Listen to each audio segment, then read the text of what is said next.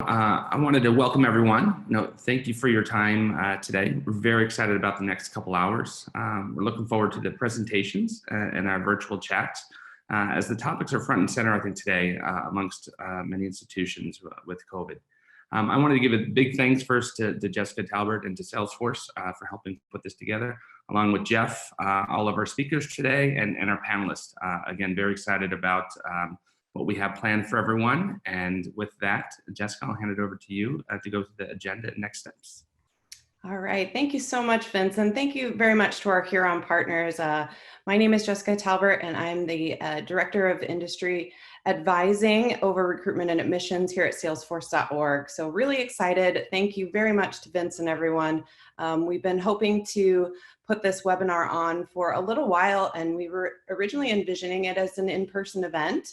But now that we're moving everything virtual, we can invite the whole country. And I think Vince and Margot are joining us very early from the West Coast. So we're very grateful that we can share this event with all of you.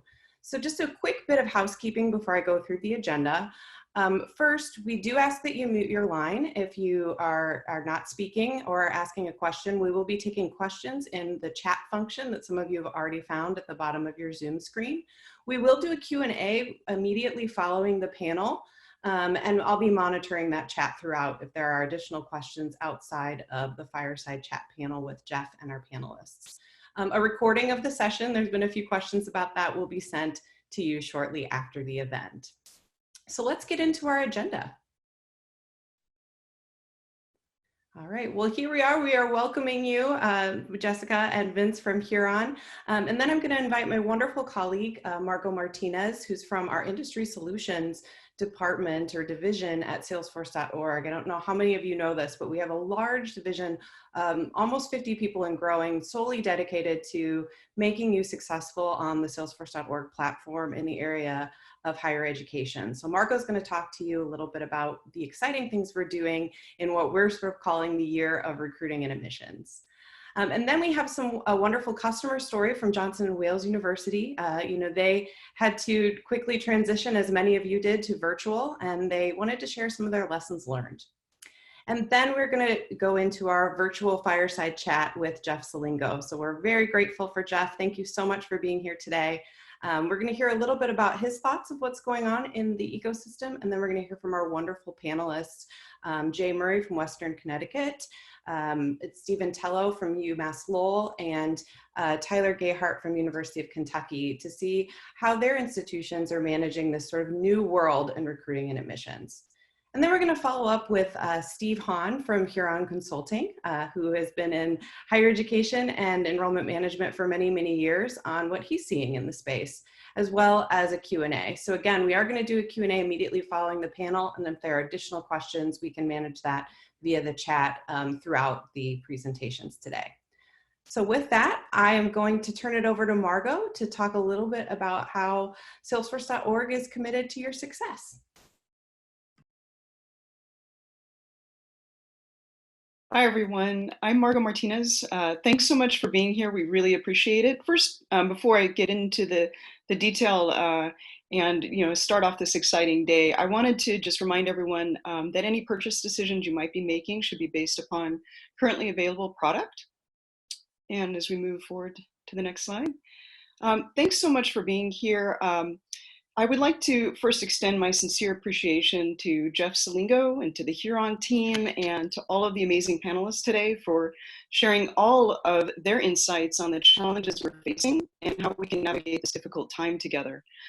For those of you who may not be familiar with Salesforce.org and the work that we're doing to support recruiting and admissions, I wanted to provide a very brief look at the ways in which we not only support, but are in fact increasing our investment in this critical area. And I want to start by noting that in this very challenging time, we've really been listening to all of our customers and have been inspired by all of what you're doing to support success and to support students, moving recruitment to virtual, sustaining engagement, trying to support and have answers for parents and students in the face of unprecedented uncertainty has been no easy feat. And this is a view of some of the in-depth survey data collected by our partners at niche.com that we recently did a joint blog post that also featured Johnson & Wales University Online, who you'll be hearing from shortly. Their survey data indicated that now over 70% of students have been using virtual events to evaluate campuses, no surprise, but they're also relying more heavily on search sites, on student reviews, on social media, and notably for most, this year's class is in question, with melt risk as a significant portion of students are still worried about finances, of course, thinking about a gap year or figuring out how they can stay closer to home. And so last year at NACAC, we presented alongside Inside Higher Ed, their survey of admissions directors, which was released at that conference even as the NACAC vote was taking place. And even back then, 86% of admissions directors expressed concern about reaching their enrollment goals. In today's competitive landscape, innovators are really turning attention to prospective students they don't know, and those best fit students who your institution needs to find and build relationships with. And so really asking, especially in this difficult environment, where can we find more of the students who are a good fit?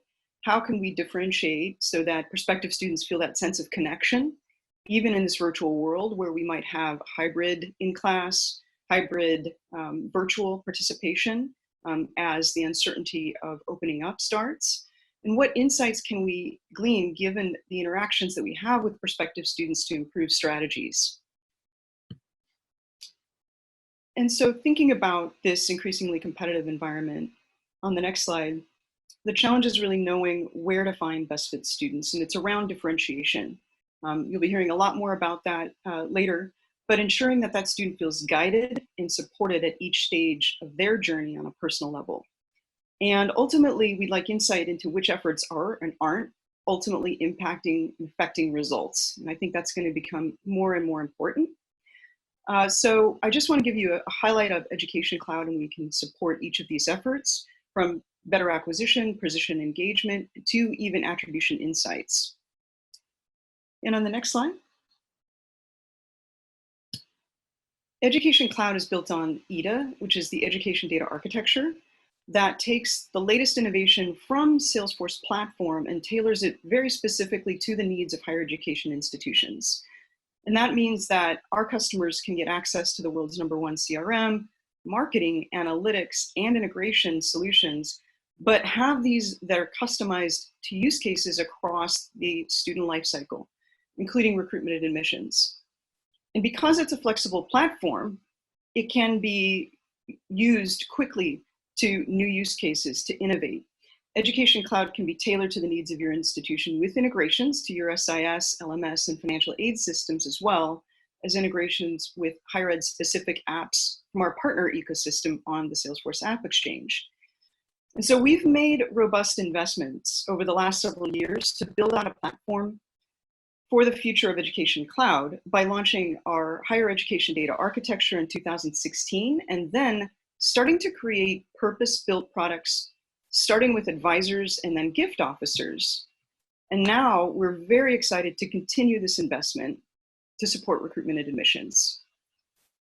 And so on the next slide, we're very excited to continue that investment in a more foundational way for this area. And our vision in that investment is to empower prospective students, families, and admissions teams with a seamless experience, one that's proactive and tailored to your specific needs. And on the next slide. Foundational to that, we're very excited to announce our intent to build a foundational product for recruitment and admissions. We announced this at our Higher Ed Summit this year, which is virtual. The product is built on our education data architecture, as I mentioned previously, to support all types of institutions. Our first step in creating this purpose-built product is to build a data model and application reader natively within Salesforce, and that will provide admissions teams with a single place to view all applicant data as well as documents for streamlined decision-making. So the first version of this will be delivered in a limited release to early adopters at the end of the year, and we'll continue to evolve the product to include a portal for prospective students and families to submit applications, as well as integrations with application data providers and others. And the next slide, please. So that's just part of our overall strategy and roadmap to support recruitment and admissions, which includes additional new functionality around analytics and marketing capabilities. And in today's new world, those capabilities are front and center as really understanding what's driving results, as well as tools for really engaging prospective students, and personalizing that content at scale are so important. So we're really customizing and tailor-making some of these Salesforce products to recruitment and admissions use cases. And on the next slide, just a few highlights of some milestones and upcoming events. In particular, our upcoming Higher Ed Summit, really coming up shortly on June 9th, and that will feature recruitment admissions in its own track, with some great customers showcasing what they've been doing with the Salesforce platform to innovate. Also, we're excited this year to partner with NACAC on a pre-conference in advance of their annual conference this year. And that will be launching the focus on the strategic use of data in recruitment and admissions, and launching then our first release of a foundational solution I mentioned at our annual Dreamforce event. So all of that is coming up, and we're very excited to be seeing all of you there. Next slide, please. And so we'll continue to evolve our recruitment admissions solutions within Education Cloud as part of our commitment to learner success and helping institutions transform those learner engagements into lifelong relationships. And so speaking of commitment to ongoing learner success and innovation, without further ado, I'd love to welcome Ricky Carcetti, Director of Online Admission, as well as Josh McCarthy, Director of Digital Marketing of Johnson & Wales University Online, to share some lessons learned in their transition to virtual. Thanks so much. Thank you, Mario. Thanks, everybody. Really, Josh and I are really happy to be here to talk through some of this. Like Margot mentioned, my name is Ricky Carcetti. I'm the Director of Online Admission at Johnson & Wales University's College of Online Education. And I'm here with my colleague, Josh. Yeah, so my name is Josh. I'm Director of Digital Marketing at Johnson & Wales University for the university overall. And I actually had the pleasure of working with Ricky for a number of years in the College of Online. A College of Online Education, if your institution has a adult continuing ed online unit, as you very well know, it's a different unit, it's a different audience, often operates very differently. Quick, fast turnaround there is often part of the business model. And in my new role at the university, I've been asked to take some of the learning from the College of Online and also put it into place for the university overall. And that started in January, and now we've added COVID into that. And Rick and I would like to share some things that we've learned so far as we've worked through this transition to virtual through this presentation. So next slide. All right, so the first big takeaway that we've learned through this experience is that higher education can move very quickly. I just put together some examples here of some things that happened.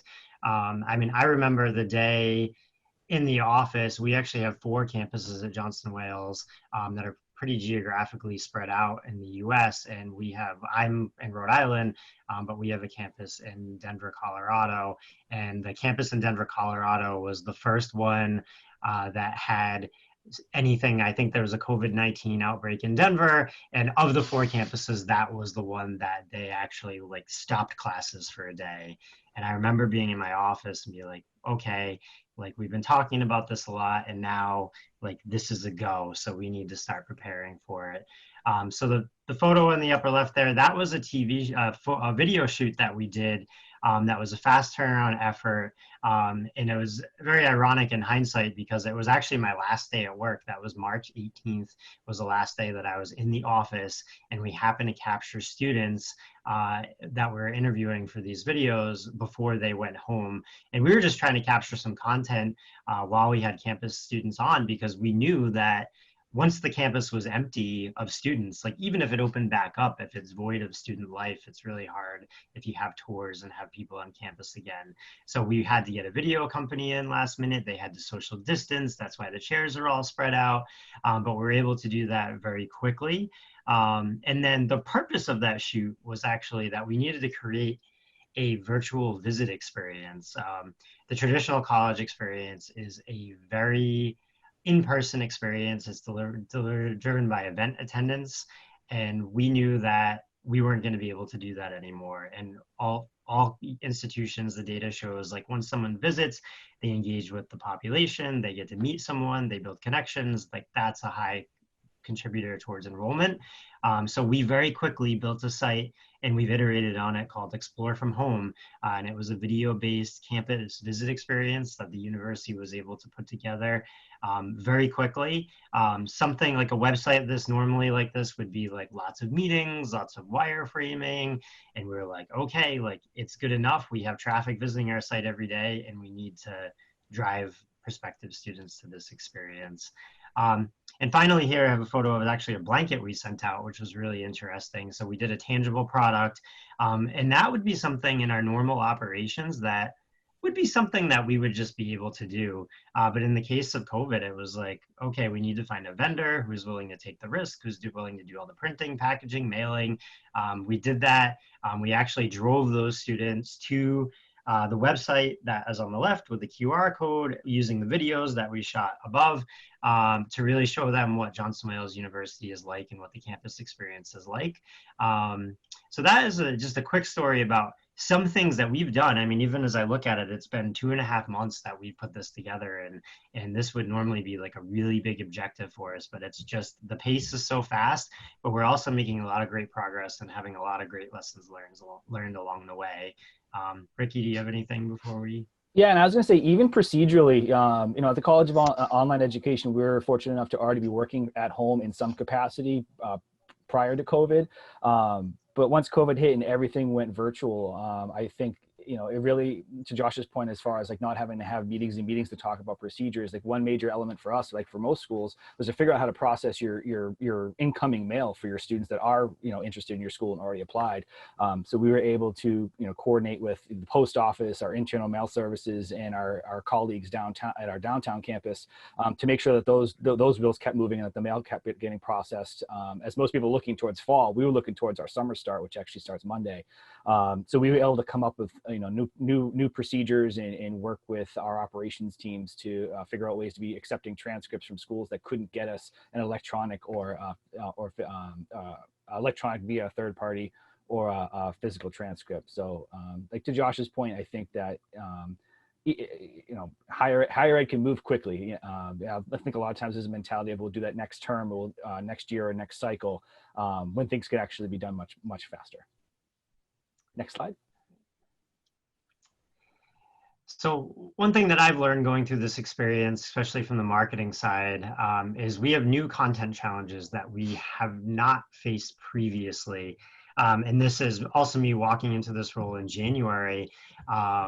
We, as an institution, have done a really good job of capturing our, what I'll call institutional content, our faculty, building tours, any exciting premier events that are on campus, we have captured.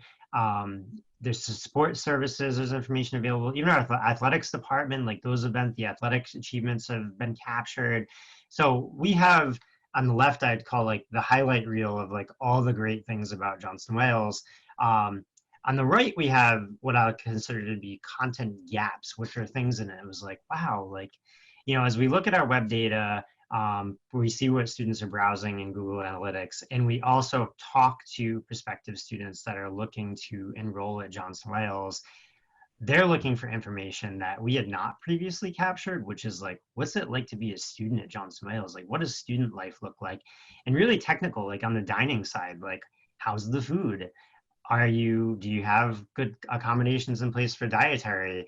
What's it like to be like in a housing city life? Like I'm moving to a new location, most likely. Like what's it going to be like to live in Providence or in Boston or in Charlotte or Denver, you know, wherever your campus is, like what's that life like? And that's part of the campus experience. And we have some of that, but it really, as students have reached out to us, like they really want validation on these clubs and orgs. Like we have that information, but it's often like separate on separate social sites. You know, how do you pull that together so students can say like, hey, like I'm really interested in robotics, or, you know, a popular one right now is esports. How can we expose prospective students to our esports club and make that really streamlined in terms of how you get there? So that's been a challenge that we've been working through, trying to answer that, what's life like, when those questions were previously answered by the visit experiences on campus. Thanks, Josh. Nope, you can go to the next slide. Thank you. The next element, this actually is an initiative that we started just over a year ago, this idea of a culture of feedback. And it really comes from, I was first introduced to it after doing the Salesforce Trailhead module that I definitely recommend that folks take a look at. Just about this, about creating this environment where feedback is accepted and it's an expectation and that it's really truly valued. So this is something that we've really been trying to work with both, you know, Josh and our marketing team and our marketing vendors, but also with our frontline admissions staff, where this loop of feedback is constant. It's always moving. Where my admissions managers are always talking with our with me and our marketing firm and getting direct feedback from our frontline staff who are actually talking to our inquiries and our applicants. And with that, we developed a series of dashboards over the last year that really help us to be able to give more real-time feedback, so we can get away from the saving all of your feedback for your bi-weekly or your once a month meeting that you might be having with your team or with your admissions rep team. So our series of dashboards, they really allow our admissions management team to get a glimpse of what's going on day to day, where we're at for numbers and registrations and applicants, but it also gives our admissions reps all the tools they need to do their job on a day-to-day basis. So they have, you know, this full transparency on where our reps are at with certain activities compared to other reps. And that really allows them to be able to work with each other, and really promotes, you know, self-management and kind of self-guiding their own portfolio of who they're talking to as far as their students go. We have a marketing activity dashboard that Josh and I look at frequently to make sure that our inquiry pipelines and our admissions pipelines are strong. And then we back that up with anecdotal feedback that we get from our frontline staffs. Because we're really trying to empower our frontline staffs to provide feedback. If they're getting inquiries for a certain program or from a certain source, that we empower them to speak up and let us know in real time and not wait for, you know, that monthly meeting. So we're not wasting time and wasting marketing dollars. Yeah, and that really held true when COVID really kicked in, when kind of the floor came out, the inquiries dropped down, the web traffic dropped back down, and then it started coming back up. And then we're like, well, you know, are these inquiries good? Are they valid? Are they workable? Are there areas where we should cut back, or should we expand? And just being able to keep an eye on like marketing efforts combined with enrollment potential has been extremely helpful for us. Okay, next slide. All right, so focus on engagement. This is something that I've really been working on as I transition to this new world. And it's, you know, the traditional enrollment process or recruitment process historically has been a very tiered. It's like, you know, we have a prospect and we work them all the way through enrollment, and there's steps. It's like, okay, we get them from step 1 to step 2. But really, and especially with COVID, it's kind of like laid bare some of the gaps in this, especially as like right now we're in enrollment deposit time right now on June 1. And it's like we have admissions reps that are working with students, and we really need to shift towards a model of building affinity with the institution, where it's like, hey, like I really want to go to John Swales. So maybe not visits as a straightforward, like, did they show up for a visit? And in the virtual world, it's like, you know, we'll put out many visit experiences, and maybe they attended 2 or 3 and felt better about their potential attendance at John Swales. You can look at things as time on website, their social media activity, did they answer the phone? And then there's always student services, where an example there is like, well, if someone's enrollment decision depends on getting questions answered about housing, that's still part of enrollment. And I put the big validation stamp there. It's just like, now I feel like in order to get to the end, we need to make sure that those questions are answered all the way back to the beginning, because students, prospective students and parents want to feel that their decision about attending any institution is validated by having all of their questions answered, now so more than ever. And I think part of that too, Josh, is following up with students, you know, in the way that they want to be followed up with. I know at the College of Online, we utilize phone calls, emails, and text messaging, which has been really huge for us. But we've been really trying to pay more attention to, how, by what method our students are actually engaging with us. So if somebody's a texter, we'll make sure that we're texting them, or if somebody's more responsive via email, to make sure that we're doing that. And overall, too, through all of this engagement, we've been really trying to, especially at the College of Online, making sure that people understand the support network they have, even in an online environment. But I could also, say that, they're doing that at the ground campus as well, where there is this time of such uncertainty, that people want to know that, if once they do come to your institution, that there is that support network to help them be successful. Yeah, and I'll throw in one more thing here, is like right now the answers are also extremely unclear. It's sometimes we don't know the answers, but it's just showing that we are responsive and saying, hey, we don't know the exact answer to your question, but here's the 3 plans we have in place. All right. I think we are good for questions, depending on the time that we have remaining.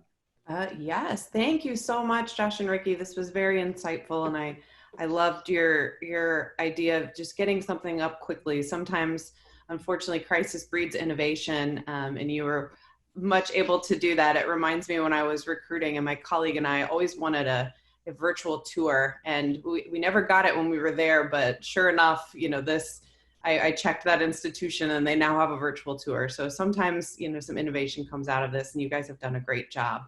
I do have a couple of questions for you, and I think we have a few minutes for those.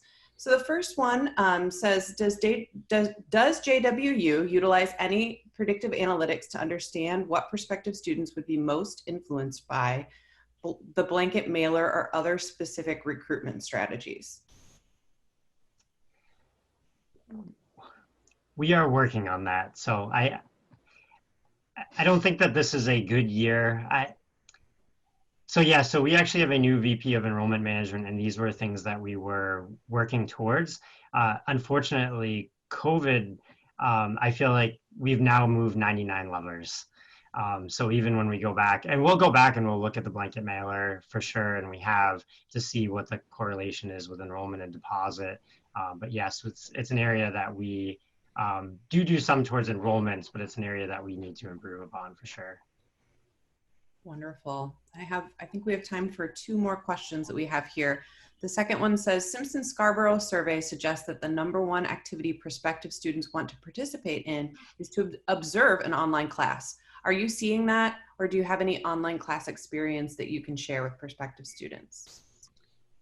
Yeah, so absolutely. We definitely get that question. And I would say even before, COVID-19, we would have students that would want to come in and they'd want to see what they would be getting themselves into, what they'd be purchasing, and what the online classroom looks like.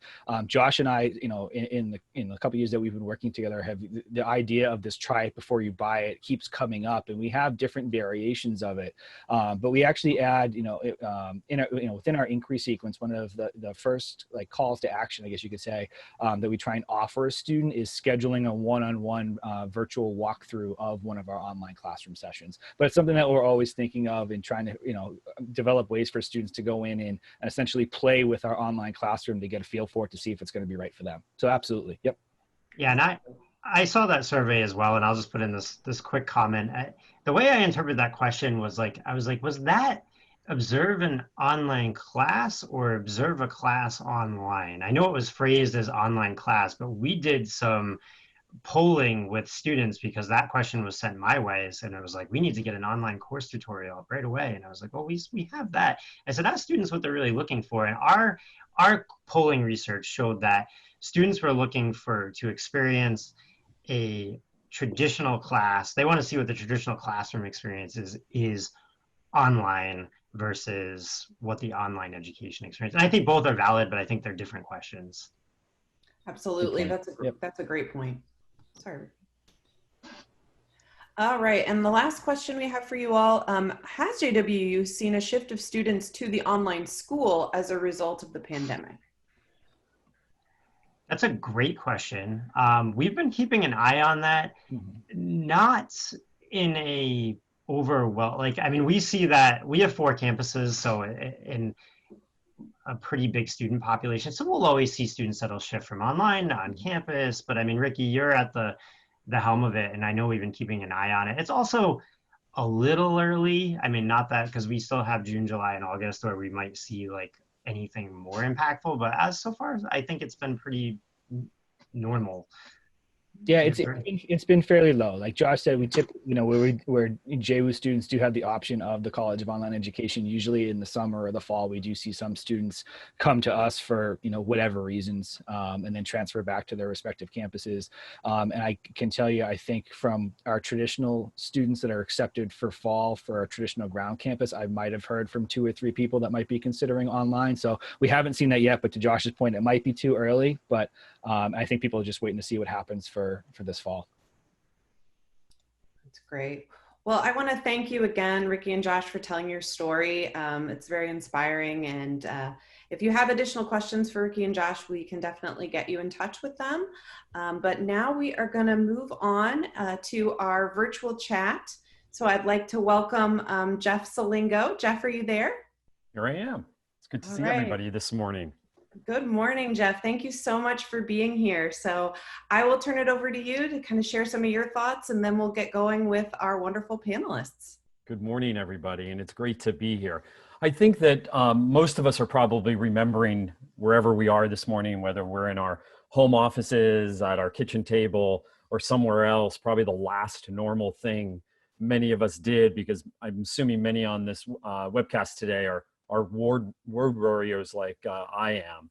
And for me, what I recall, and the next slide, is a talk that I gave at Miami-Dade College in early March, literally the week before it seemed the nation started to shut down, when I was talking to their faculty about the role the liberal arts play in education, and especially in vocational degrees. Next, I was also wrapping up work at that time on my next book that comes out in September about the year I spent inside the admissions process. And so let's just say the timing of this pandemic wasn't good for another reason, and that was for the book, given I had just finished it. So I spent the last couple of weeks talking to a number of people in admissions and enrollment, students, high school counselors, parents, to finish a preface that we just decided to add to the book that addresses the impact of COVID-19 on admissions. Next.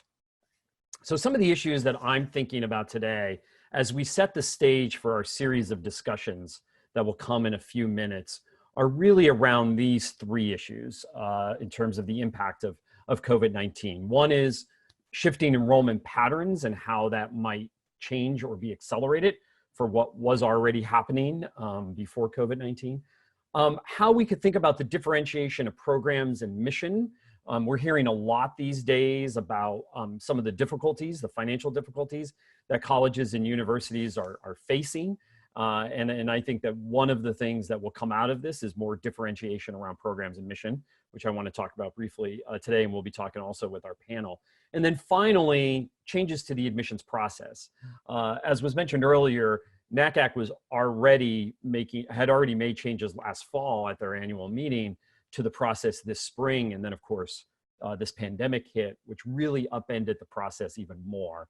And want to talk about some of those changes which are still happening. And we're going to also be talking about those during our panel this morning.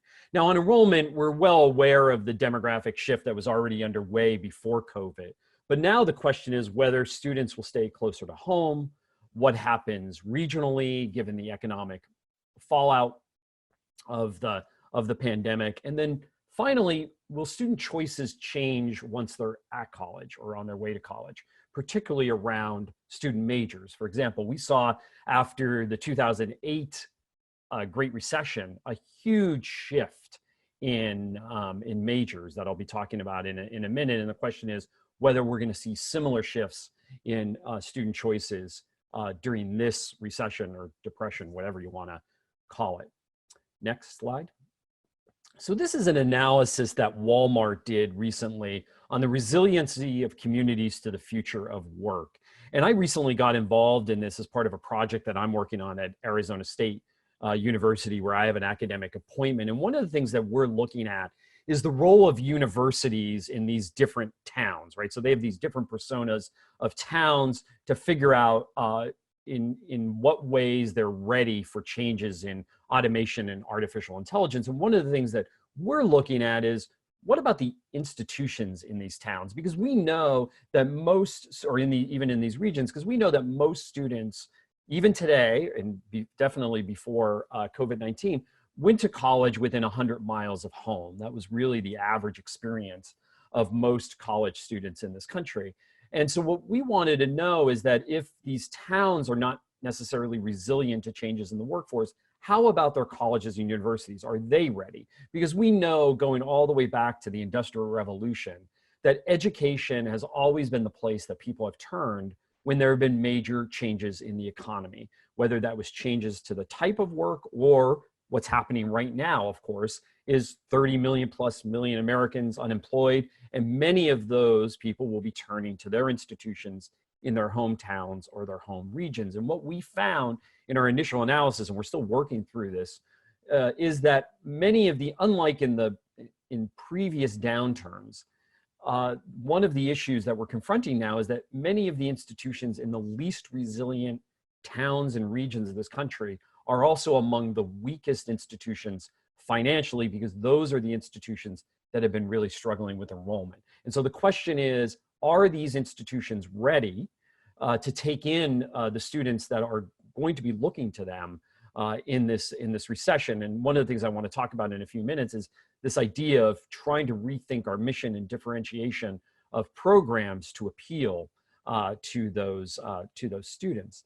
At the same time, we know that before COVID-19, and on this next slide, you'll see this, students were fleeing away from the humanities in terms of majors. We saw this huge cliff, as you can see in this slide, after the 2008 recession. And this was mostly at selective colleges and universities, both liberal arts colleges as well as national research universities. Much of this shift had already started at regional publics and other universities even further back in the early 2000s. But what we saw after the 2008 recession is that even at more selective colleges and universities, students were going to the majors where they perceived there were jobs, meaning particularly the STEM majors. And now the question is, will the same thing continue to happen in this recession, or do we have better data that we can help students choose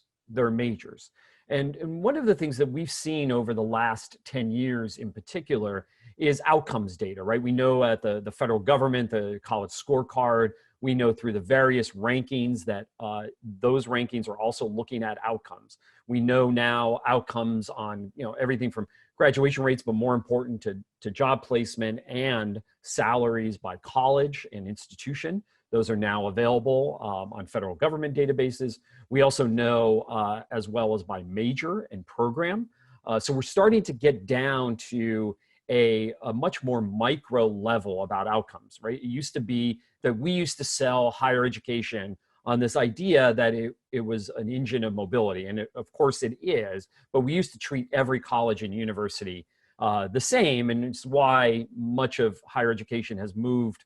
Many people talk so much about the selective and elite institutions because we always thought that degree had this signaling power. We're now, though, getting so much better data that I think gives many more colleges and universities a fighting chance to really compete in this world, where we now know the outcomes by institution, by major, and increasingly now by skills. And I think that's really what I thought was going to happen in this next decade anyway, that we could actually get down to the micro level, that as employers hire based on skills and really move into this idea of skills-based hiring, that we can start to talk about the colleges and the programs at those colleges that did the best at arming students with those skills. And when we do that, I think we have the opportunity to open up a whole new set of majors and programs to students. And I want to move to this next slide because it just shows what's possible. This slide comes from MZ Degrees at Work, a great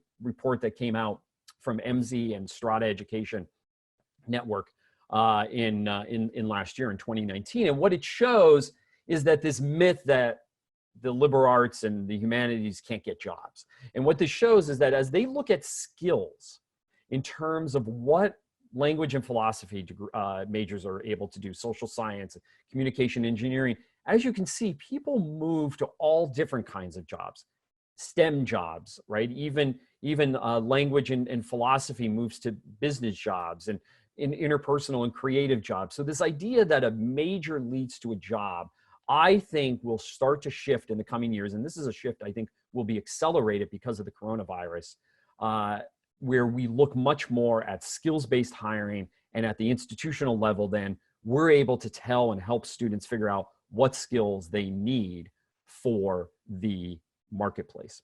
And what I think that's going to lead is going to encourage more institutions. It's going to encourage more institutions to look at differentiation and mission. And let's look to the next slide here to talk about what I mean by that. What does differentiation look like? We know in higher ed that everybody tends to move in a pack. We tend to want to look like other institutions we compete against or that we want to become. And I think the COVID-19 crisis in higher education is really going to expose this idea that we all can't be like each other, and that there's actually incredible opportunities to expand our reach if we think differently about the programs we offer and about the mission we have. So we could think about, for example, becoming much more of a transfer college. We know from previous recessions that community college enrollment typically increases in a recession, and it's likely to happen again as students look for lower cost options, particularly closer to home. And so what I think you're going to increasingly see is more students going to community colleges, and we know that the pathway in many states and at many institutions is broken between community colleges and universities. So for four-year universities, you may not be able to get a lot of incoming first-year students, but you could potentially, with the right partnerships and the right work with your regional community colleges, or now even beyond your state lines, which we're now starting to see many colleges and universities do, have better transfer pathways. We could really double down, and many institutions have been doing this in recent years, on student success through academic advising and financial aid, and really using the data that companies like Salesforce provide to help students succeed, retain them, and get them to graduation. Work is going to become even a more critical part of higher education. If you thought that parents were looking at the outcome of your institution before COVID, just imagine what it's going to be like now, again, when we have these huge numbers of unemployed people in the US. They are going to be looking at a college degree as that ticket into the job market. So what does that mean for your institutions? How can we really focus on experiential learning through things like internships and becoming having many more co-op colleges and universities than we have now? How can we really extend this idea of the work college, which a number of institutions, including Paul Quinn College in Dallas, is really looking at this model of the urban work college, where students essentially work for their tuition on campuses, in campus jobs that are real and not just the work study jobs that many students don't take seriously. We could really think about this idea of adding credentials to degrees, workplace credentials that actually have currency in the job market, so that anybody graduating with a degree from your institution also has some sort of credential that has currency in the workplace, whether they're an English major or an engineering major. And then finally, I can imagine, and we're already going to see this, I think, this fall, just because many institutions are going to be experimenting with social distancing, this idea of how do we break down parts of the undergraduate experience and perhaps have more low residency colleges where students are not on campus for 15 weeks a semester, but maybe they're on campus for only half that time. And it's less of a no frills experience that is less expensive and maybe faster. These are just some of the ideas that I've been talking to college leaders about in the last couple of weeks. I think some of them might stick. largely through experimentation that's going to be happening this fall anyway. And I think others will be needed in order to survive and thrive in the coming years. It's not only the institution as a whole that's changing, but in the next slide, as we lead into our discussion today with our panel, we also know, and many of the folks on this call today are in admissions enrollment, you also know that the huge number of changes that have been happening in admissions over the last year. Some of them, as I mentioned earlier, because of the NACAC rule changes last fall under pressure from the U.S. Justice Department, but now because of the pandemic, right? This loss of the common calendar. Now we have schools with a May 1 deposit deadline, others with a June 1st deposit deadline, others even still moving to September 1. So this idea that we have a common recruiting and deposit calendar is changing. We see so many juniors, this year's juniors, rising seniors, the class of 2021, their college search being upended. We'll be talking a little bit about that today, and we talked a little bit earlier about the virtual tours and how do you engage students who thought they were going to be taking the SAT or thought they were going to be visiting campuses this summer or early this fall. In many ways, I think there's a good side to this, and that we might return junior year to students instead of instead of encouraging them to get a head start on their college search. The decline of testing. Last night, the ACT released 57 pages, a PDF of 57 pages of canceled test centers for their June testing. Of course, we know the SAT canceled a bunch of test dates this spring, have added September. They have started to open up registration for that, and looking at my Twitter feed this morning, there's a lot of problems with that. And so what is that going to mean for the future of testing? And we'll be talking a little bit today about the future of student search as a result, because we all know that provided us a lot of those names in terms of student search. I think we're also institutions going to be thinking, and as admissions offices, what do we really need to ask for in the application? We know that so much has disappeared for juniors this year. We're going to be asking as professionals in admissions, what do we really need to ask for in this application? That again can also lead to more longer term changes in admissions. And then of course, we talked already today about these virtual events and what might stick going forward, even as we kind of return to some sort of normalcy.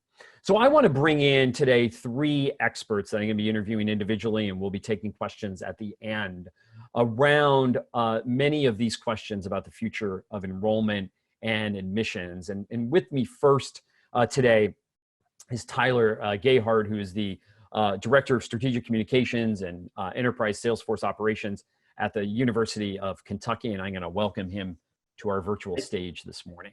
Tyler? Hey, good morning. How are you? Good morning. Good to see you. Yeah, good seeing you. So Tyler, could you briefly describe how you were able to pivot this spring from the live events that we know is really kind of the powerhouse of spring admissions to virtual outreach? What was that change like? Yeah, so I'm afforded the opportunity that I can work across the university. So I work across those verticals from student success to alumni and advancement, and in particular enrollment, which has been the focus of a lot of the work that we've been doing. So we pivoted in a few ways. We mounted and launched an online community to augment the fact that we couldn't go on the road and hold these events. We set up kind of 3 content verticals, particularly for all of our audiences, a work, learn, and teach from anywhere websites that had attendant content and assets and resources for our community. In addition to that, it was funny hearing Johnson & Wales talk about their Visit from Anywhere site. That was number 1 on our list as we started to transition home. We also pivoted and encouraged admitted and confirmed students to engage and learn with us even earlier by offering some online courses at a dramatically reduced tuition rate. So things like Adulting 101, things like core courses that they can engage with us over the summer. And so those are some of the ways that we shifted. We've had to think really creatively about, we're an Apple campus where we have to ship the iPads to incoming students. We had to be mindful of that parent population and have a more finer point on those communications. We also pivoted our orientations, like many of the institutions have done, with a kind of a mix between Canvas, web communication, Zoom, and then obviously our phone calls and our texts and our online experiences were all put in place to show this concept, which I think is the spirit of what we're kind of going through right now, which is this concept of service visibility, which we've never really been at the front of in terms of a digital world. So let's talk about that visibility for a minute. Did you end up doing more outreach to students because it was virtual and obviously easier? And was there ever a fear that you were kind of maybe doing too much? I think any marketing communication expert professional in the higher ed space questions that. They, at some point in the cycle, near the end, they say, are we doing too much? Is there too much communication? And I think at a time like now, too much communication is not enough, particularly around the status of the university. And so we have a robust communication strategy within enrollment management already, but on the current student side, we made a pledge to call every student enrolled at UK with no intention, just to check in with them. And we did that. So how many students is that?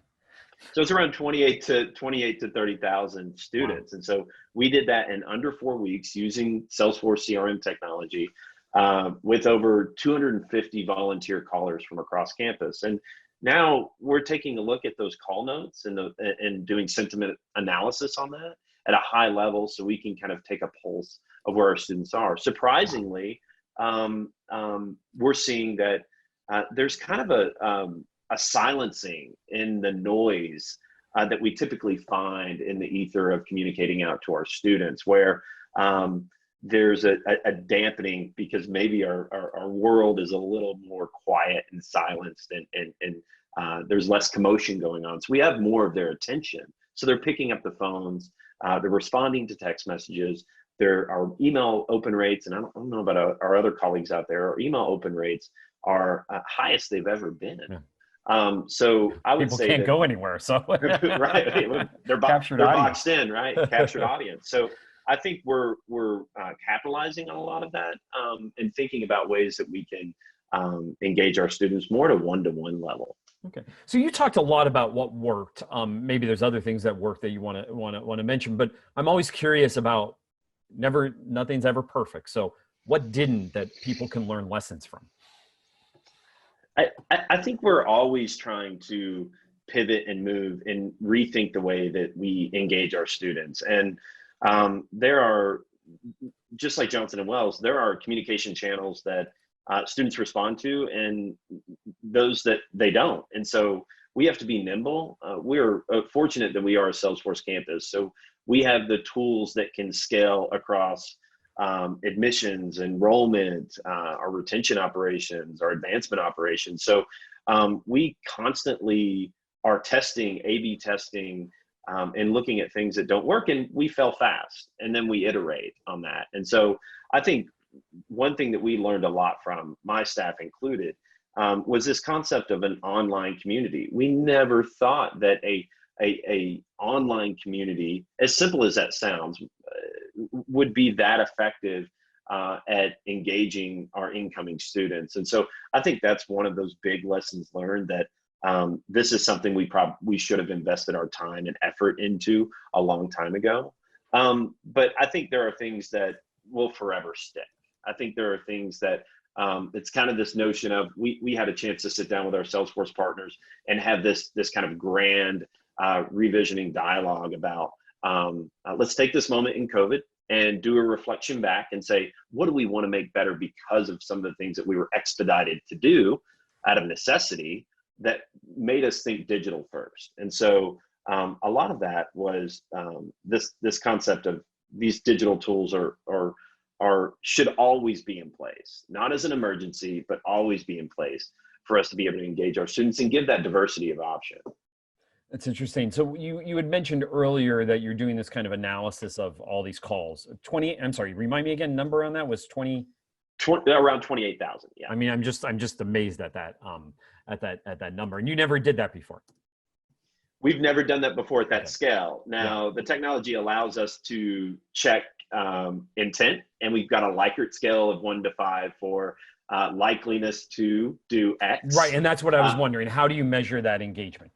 So measuring the engagement is across, obviously, in the digital marketing world, the typical kind of click-through rates and open rates and things like that. But I was really surprised to see, as we work with our partners over in institutional research and analytics, that behavioral digital data is becoming more credible in this new world.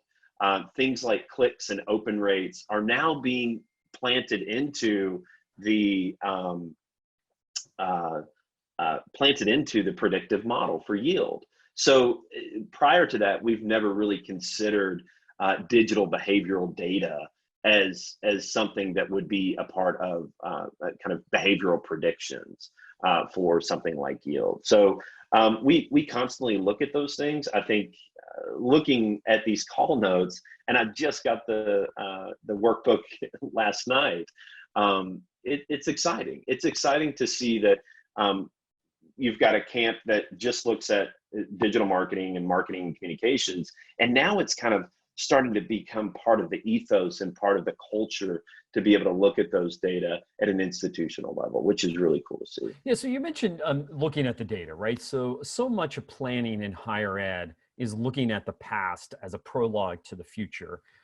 But the problem now is that the last spring is so different from this spring, right? So how do you use the data as opposed to your gut, as opposed to what you're hearing anecdotally? I mean, everybody has an opinion on what's going to happen right this year to students, right? And I don't think anybody really knows, right? So how do you balance the data, which is so important, to what is happening on the ground right now? I think anybody who works around enrollment management knows that that's a day-to-day thing. It is a weekly check-in, an end-of-week check-in, a 3 times a week check-in, and you pivot based on where you are. And you might pivot on messaging, you might deploy resources here or there, you might hold an ad hoc event. And so I think now is more important than ever to be able to look at those data. But I think any statistician or any modeler looked at COVID and said it's broke. It doesn't account for these types of behaviors. It doesn't account for where people are right now. And so I think what you're seeing in some ways, that those models are broken, and the perceptions, attitudes, and behaviors that you saw in those early intention surveys like Simpson Scarborough, I think those broke a little bit later. But the early intention surveys in March are much different than the intentions and the behaviors and the attitudes in May. Yeah. And so I think some ways that the communication engagement channels seem to have less noise. And I mentioned that earlier, that we're able to break through because we do have a captive audience. Okay, so we've two other quick questions I want to get to before we put you back down into the audience for a second, and then bring you back later for audience questions. But one of the things that I'm hearing about is there are the communications channels that colleges and universities control, which we all know of. But then there's all these other things that today's students are looking at. Everything from YouTube to Reddit to TikTok to whatever, right? There's something new even this morning. How can you take control of those communications that are kind of out of your control? Not that you're going to take control of them, but how do you manage that, knowing that there's all this other stuff happening out there that you don't have control over? I think I've always had the attitude about student-owned channels and university-owned channels as you allow them to own that space, and you don't necessarily try to impose on that space. And so where we've really gotten is, if there's an opportunity for the university as a brand, as a partner, or as a space where they can engage with, if there's an opening for us to communicate on that channel, then we will. But I think omni-channel still exists in this world. It still exists. In addition to the mass mailer, we're still doing one-to-one. We're still doing text messages. We're still doing email. We're still doing phone calls and things like that, and digital ads and Google ads and Facebook and things like that. But I think what's allowed us to stop, and I'll go back to that concept of service visibility, which is how do you scale that one-to-one communication? How do you scale that interpersonal communication? Because right now there's a lot of fear and there's a lot of uncertainty, and we pride ourselves as an institution on building community and building relationships. And so as we think about how we use something like Salesforce to be able to scale that relationship, to be able to scale that one-to-one interpersonal communication, we're going to lean into that, because those are the ways. And if we can get fine-grained analytics and data on those one-to-one interactions, even better. So Tyler, one last question. We only have less than a minute left. Pick one thing that you think might stick for the long term from this year. I'm going to go back to this idea of it's number one on my list. Better online services to augment the traditional analog. And so Tyler can't swivel over in his chair, pick up that sheet of paper, walk it down to someone's office. So I might use Salesforce cases. Okay. I might use ways that are digital, that keep a digital kind of fingerprint or footprint on it. It's reportable, it's shareable, you can coordinate on it. And so I think that's going to be the biggest growth moment for us as an institution. Great. It was great to have you with us today. We're going to be bringing you back up later for questions. In the meantime, I'm going to welcome Jay Murray to the stage, our virtual stage. And then in the meantime, remind the audience, we're taking questions. I'm going to ask all three at the end here. So if you have questions, put them in the chat function on your Zoom. And really happy to welcome Jay Murray, Associate Vice President for Enrollment Services at Western Kentucky State University, to the stage today. Jay, how you doing today? Good morning, Jeff. Thanks for having me. No problem. It's great to have you here. So I want to continue the conversation we were just having with Tyler, and we all know, we live this, how admissions is kind of a tradition-bound industry, right? Even as all these institutions compete with each other, you're all moving essentially in packs through this common set of sometimes evaluation metrics and deadlines. And we saw most of that disrupted this spring, right? SAT, ACT tests canceled, as I mentioned. Many high schools went pass fail. Student activities disappeared. Summer jobs are disappearing for students. So how will colleges evaluate the high school class? How are you thinking about evaluating the class of 2021 without many of those traditional assets you had? And might this open the door for looking at other things? Your colleagues and counterparts that are on this webcast today, what are some of the other things that we might start to think about in terms of judging the potential of students? Yeah, so you make a good point. We've been using the SATs for years, or ACT and SAT for years. We're using tests, and it's what we know. And we've also, as an institution, placed a value on it. So we've linked it to placement. You can't take course X if you don't have a score of Y. And so there's a certain degree of that needs to be unbundled moving forward, because if we've gone test optional, we're not going to turn around in a year or two and say, oh, our bad, we're going back. We're already going to have to have evolved processes. So that transcript, that rigor, the coursework, the grades, maybe the percentage of college attending students coming out of that school, that all becomes much more important. But also looking at the character of the student. We're fortunate at my institution that we're really not all that large. We're only about 5,000 undergrad. So that fit, that what's the student going to contribute to the institution when they get there, going to become very important, just like many of the small liberal arts schools that there are out there. But the pass fail is very interesting, because I think it's going to be a PR campaign to get the rest of the campus to understand that just because a student took a P in a class, don't automatically assume that it was a D. Okay. And that's the challenge we're facing it, because, we did the same thing, and that's the way we have to look at it. We, as an institution, allowed our students the opportunity to go pass fail for the remainder of the spring semester, since we made the pivot to online. but also then our community college sisters did as well. So next year, transfer students are going to be coming in with these pass-fail grades on their transcript, which might be going into degree programs that don't allow pass-fail prerequisites. So we have to fundamentally change the fabric of how all these courses and prerequisites are kind of linked together, and also applying that to the first-time, first-year students coming in the evaluation process. I likened it a couple weeks ago. I was talking, it's almost for this semester we have to wave a magic wand and pretend everything's all right, because once you start digging into all the components, you realize it's really not simple to solve this and how we're going to move forward in the short term. I think the short term is actually the easy piece. It's the long term that's going to be more challenging. So Jay, what about the traditional recruiting calendar, which is also kind of common, right? And was already under pressure because of the NACAC changes we refer to so often today. But is there really going to be a calendar in the future where we essentially recruit in the fall, admit in the winter, and yield in the spring? Or are institutions really going to go their own way for what works for them? I think the traditional, institutions will go their own way, but you're almost tied to what the herd does, so to speak.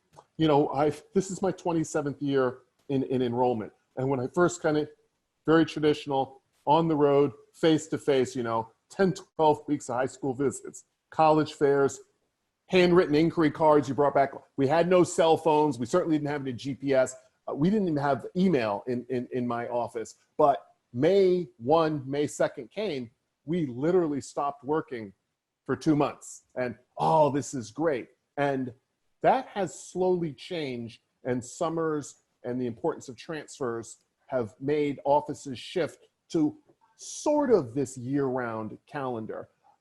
But with those changes in NACAC, the ability for schools to take a breath and relax will go away. I think we've been wedded to the 9-month recruitment schedule because that's the schedule the secondary schools are on. But as we've made this pivot due to the shutdowns for COVID-19, most institutions, including my own, have done these virtual events. And then you start to realize that, wait a minute, we could do these all summer long. This could fit in as part of an overarching recruitment strategy to continually stay connected with our students throughout the year, not just that traditional, 8 weeks in the fall, 2 weeks in the spring. Yeah. Jay, let's talk about testing for a moment, because it's on everybody's mind, I think, right now. Many more colleges and universities went test optional this spring, of course, including the huge University of California system last week. Do you think that the advantages some schools had because they were already test optional is going to disappear in the future because more schools are doing it? And I have a feeling that list is only going to grow in the coming months, especially given the problems that ACT and the SAT seem to be having. And if so, if that advantage is going to disappear between the test required institutions and the test optional institutions, what do you think is going to be the new frontier in trying to gain advantage over your competitors? Well, it's interesting. I was actually surprised. Last year, apparently there were 900 test optional institutions. I didn't even know. I think it might be over 1,000 now. Yeah. Yeah. So it's well over that, and it's gonna continue changing over the course of the next year. Now, I'm part of a 17 campus system, and of the 4 comprehensive universities, 2 of us are test optional. The other 2 aren't. I will assume that will change very, very quickly. And I think the institutions that are able to do it well, the institutions who are able to put processes in place and holistic review in place to compensate for the lack of this test score that not necessarily meant something, but the institution had placed a value on it, as I said before, and moving in another direction. The concern will be in that UC decision says we're going to evaluate it for 5 years and possibly come up with our own test. Whoa, that's scary. I don't think anybody wants that. Right? Yeah, it's either they're going to get into the testing business, or more likely someone else is going to emerge. And because that's such a big system, we're going to just replace the SAT and ACT with something else. And only time will tell. And I remember working with a consultant years ago on econometric modeling, and he said, when you think of the SATs, it's not the value the institution puts on them, it's how the student feels about themselves based on their score. A student with a 1400 feels different than a student with 1000.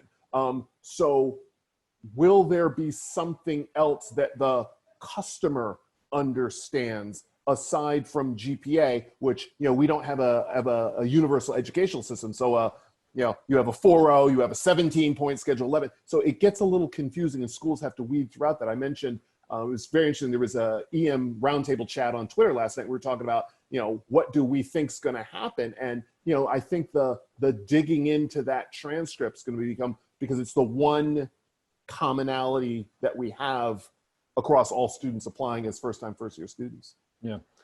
So testing, of course, does something else, Jay, and we know that provides search names to colleges and universities. In fact, there's many sources, of course, of search names these days, but surveys show that the ACT and SAT really provide the largest bulk of names to colleges. So if you don't have students taking tests, particularly this year, what does that mean for search further downstream, where you need those names? Where else do you look? Are you already thinking of that? Because again, there is so many months of testing that you're losing right now. And then what does this, so let's think about this fall, but then longer term, could this open up other ways to match students with colleges beyond search? Yeah. Yes. The main challenge is, first things first, because of the elimination of the spring testing dates, for those schools, and mine was one of those that did this supplemental senior search launching in September, October, it was with the release of the spring net testing names. Well, that's gone away. We're not going to have that to us. However, I am one of the few the 30% of the population out there that does a sophomore or junior search. So we have a funnel kind of already built, and we'll just have to replenish it with other sources, not just the test. So I think for schools that haven't been doing the 10th grade and 11th grade search and haven't been doing those 3 funnels, they're going to be at a disadvantage, and that 10th and 11th grade search will become more popular going forward. I also feel that vendor partners out there who can provide access to quality names to hopefully replace, at least in the short time, if not term, but also in the long term, those high quality leads that those of us that were doing search with ACT and tests and SAT names, if they can provide those, those match, those folks like Hobson's or NRCCUA who are, there's a little bit of modeling. It's not just a name of a student sitting at home. It's the name of a student who's already a hand raiser, is a match, might be a best fit. Then you just have to go out and recruit them. When we first started talking about the elimination of test scores, I was talking to my director of admissions, and we're running reports and kind of crunching the data. And I said, from a lead generation source, the test scores aren't high for us. They're actually one of our smallest contributors. However, then when you flip forward to the enrolled class, it actually makes up a sizable proportion of our enrolled first-time, first-year students. So in another year, that's what I'm most concerned about. It's not replacing the increase, but what is it going to look like when I get to the end of the funnel? Because the fact that a student took the SATs and submitted the scores makes them much higher likely to enroll at WCSU than a student who didn't do that. So, it's going to change our thinking. I'm on one of the statewide committees as we plan our opening for the fall semester. And my committee was academics and enrollment. And at most schools, certainly regional comprehensive, you tend to focus on the academic side. And I was there to give a voice to enrollment. And I said, hey, folks, what happens in fall 2020, the cards are already dealt. We can't do a whole heck of a lot to change it at this point. But what we need to do is focus and invest on 21 and 22, because if we don't recover with a huge year next year, we're going to be dealing with this COVID-19 inflicted pain for multiple cycles, and that we can't afford. Great. Jay, thanks so much for joining us today. I'll bring you back up to the stage later for questions from the audience. But in the meantime, I'm going to bring up Stephen Tello, Vice Provost for Graduate Online and Professional Education at Umass Lowell. Stephen, it's great to see you today. Good morning, Jeff. Great to see you and great to be on the panel here. Thank you. Great. So you're the third of our chats here. We're going to kind of move a little bit more into a broader discussion about both graduate online and professional education, more than just focusing on the kind of the incoming undergraduates. And Stephen, as I mentioned earlier, historically, enrollments in graduate programs have been grown in economic downturns. What are you seeing in terms of enrollment for this summer and fall? What gives you hope in those numbers, and what worries you? So we, frankly, this summer we're experiencing unanticipated enrollment growth. Overall, our summer enrollments are up about 25%.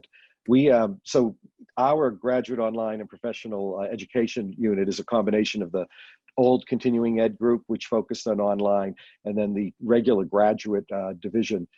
And so we've been running summer semesters forever. But we're really happy to see this. The growth has been primarily in the online business and criminal justice spaces, as well as some of the engineering on campus. An interesting twist, though, is there is no on campus.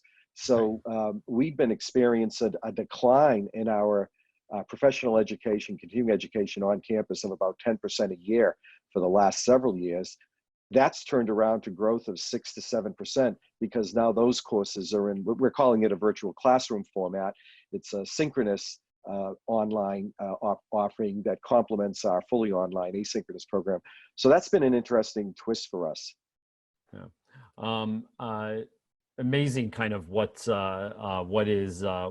working. Is there anything that worries you in the numbers so far or not really? Oh yeah, there are some things to worry about.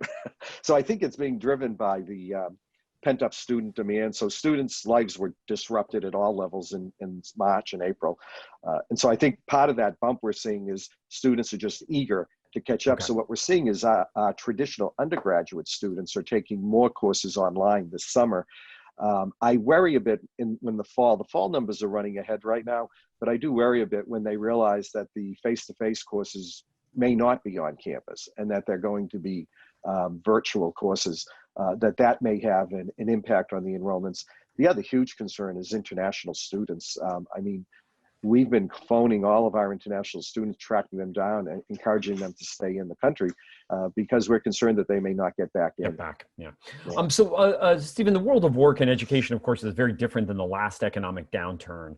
As you think about the students that are going to be hopefully coming into your programs in the next 6 months, year, beyond, because of the economic downturn, are you thinking of different personas of these prospective students? Or you think they might be looking for something different than they have in the past, or are you doing any planning in that way? Yeah, we definitely are. So our operations, so I mentioned we had reorganized everything under this division. So we have 3 student segments. We have the traditional undergraduate student who is enrolled in our campus day program, who wants to take courses during the summer or online, typically the old night school model, but really beefed up now. We have the working degree completers. So these would be people who typically did not finish their bachelor's degree. And those were our mainstay for many years. But now that one of the years where we're really seeing growth is in the graduate master's program for working professionals, people who are seeking career advancement. So we sort of have to segment out our offerings and our approach with that. The summer students are taking more courses. We're seeing growth in our online MBA, which kind of runs counter to some of the traditional wisdom that the MBA was on the decline. We're seeing different types of growth there. Part of it is the working professional, but we also have been developing some international partnerships for the online MBA that allow us to help bring people in there. So those have been some opportunities for working with those different segments. Okay. So let's talk for a minute about what learners might be looking for in education. In a series of recent surveys by the Strata Education Group, most who expected to enroll in education in the coming months were interested actually in short courses rather than long degree programs, in some cases non-credit. So do you think that, and also increasingly, of course, online and flexible options. So in some ways, do you think that institutions need to pivot their programs to meet the needs of learners? Do institutions need to create more of these shorter programs, more non-credit programs, more online programs? As I think about these next 6 months to a year plus, if I'm an institution, where should I put my time, energy, and money? So I'll be careful not to speak for every institution because we all have different strengths and competencies. But my colleague and I, my colleague Nancy Ludwig and I have really been working within our institution to move away from the straight 15-week fall spring semester model because students do want to accelerate their degree programs. And so we're looking at 8-week sessions within 15-week semesters. We're looking at, in the summer, we already have a mix. We have 6-week sessions, 10-week sessions, but frankly, it's confusing. So we think a sort of a consistent model. And we've actually looked to see what UMUC was doing, what SNHU, what Arizona State. They've all moved to roughly 7-8-week sessions that can be run 6 times a year.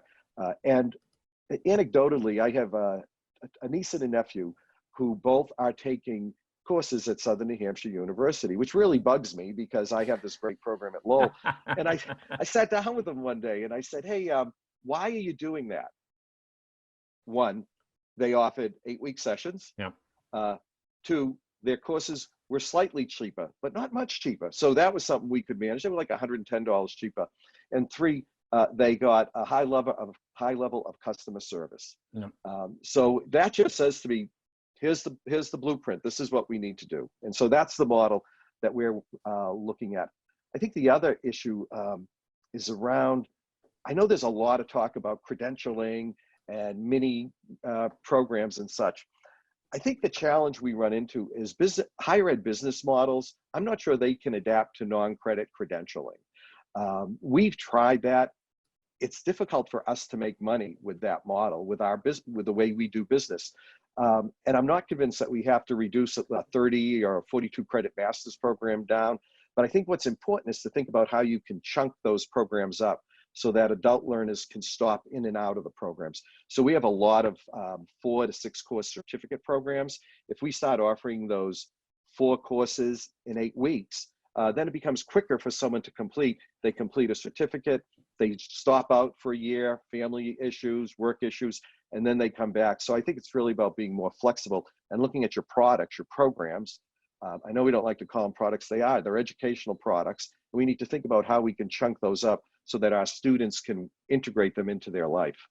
So Stephen, what is the future of online education, given that essentially this spring everybody went online? Do you think that's going to accelerate a move toward more institutions offering more programs online, or do you think that we're kind of go back to the old numbers when this is all over?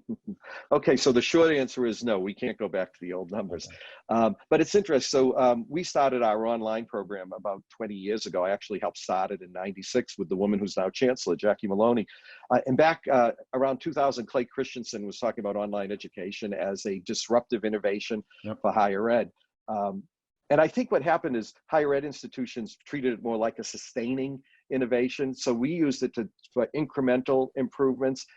It was typically offered in continuing ed. It wasn't necessarily seen as part of the mainstream in much of higher ed. I think the real disruption is COVID-19. And what we have to figure out is how do we integrate this into the mainstream? Nancy and I have been talking about this for the last 2 years. We really think that the work that we're doing in GPS is really going to help save this institution. It's going to be difficult in the fall in particular to have large groups of students on campus in any huge numbers. This varies across the country, but particularly in Massachusetts, we've been hit very hard by COVID. So the experience that students paid for on campus is going to be different. That may not hit a public institution like ours as badly because our tuition is roughly $15,000, $16,000. It is going to hit the mid-tier privates that may be charging $40,000 to $50,000 for that experience. So I think we really need to be thinking about how we integrate virtual classrooms, online courses, flexibility into the mainstream. The fall, spring, 15-week semester days are numbered. Right. Stephen, it was great to have you with us today. I'm going to ask you to stay on our virtual stage here. I'm going to ask Jay and Tyler to come back up. We have a few minutes here for some questions that I have, as well as some questions from the audience. Great, thank you. Great. Jeff, do you want to start with your questions, or would you like me to start? Why don't we go, why don't we get some audience questions, but I have plenty more to ask, so I can jump in later, Jessica. All right, great. So we have one from Carla, and I know, Jay, you answered part of this in your in the chat, but I'd love for you to repeat it. So she has a question for Tyler and for Jay. So the first one for Tyler, how can you check collective open rates for email campaigns?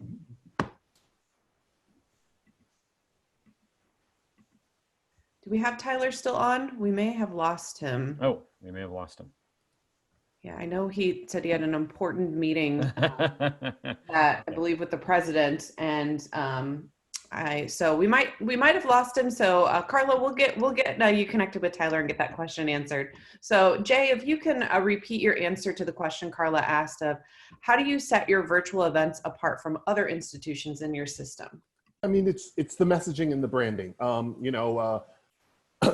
Understanding that the students who apply to us, who might apply to our sister schools, aren't applying to a system, they're applying to an individual school. And I've always felt that the personality of the admissions staff and the personality of the school need to be reflected in our virtual events. And when we pivoted to online, it was about two or 3 weeks before one of our main yield on-campus events, which our personality very strongly shines through. So we had to replicate that online without necessarily replicating the event because we couldn't have a 6-hour virtual event. So what we did is we broke our virtual acceptance student day into these little segments, ran it over 8 sessions instead of 1 day, but filled it with that, what makes WCSU special and unique? What are the features and benefits that for you as a student, we think you're gonna be the most interested in? And that's really how you let that shine through. That's great. Thank you.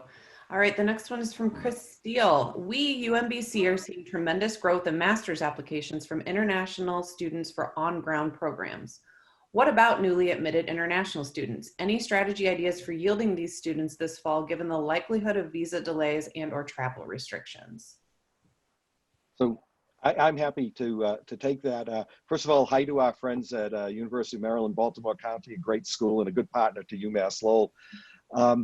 This is something that we've been working on. We have about 1,000 international students, and I would say 600-700 of those are at the graduate level.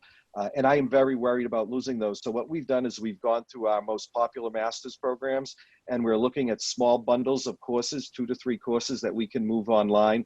We're putting those faculty into a training program this summer, and we're going to offer those students those courses as online courses in the fall. We're also allowing them to delay admissions. And we have a few other perks that our Director of Graduate Admissions is working on.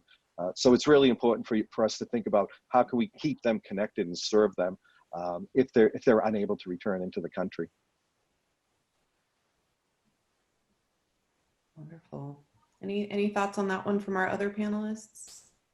We are a school that has very few international students, which on one hand we're happy about because we're not dealing with the challenges that some of our comrades are, but you know it's not an area that we've moved into as an institution. Jessica, I had a question for Jay around fall travel. What's it going to look like? We're anxious as to what this is going to look like. I mean, we've been, as I said earlier, wedded to this 8-10 weeks on the road in the fall, face-to-face, high school visits, college fairs, nights in the hot gymnasiums.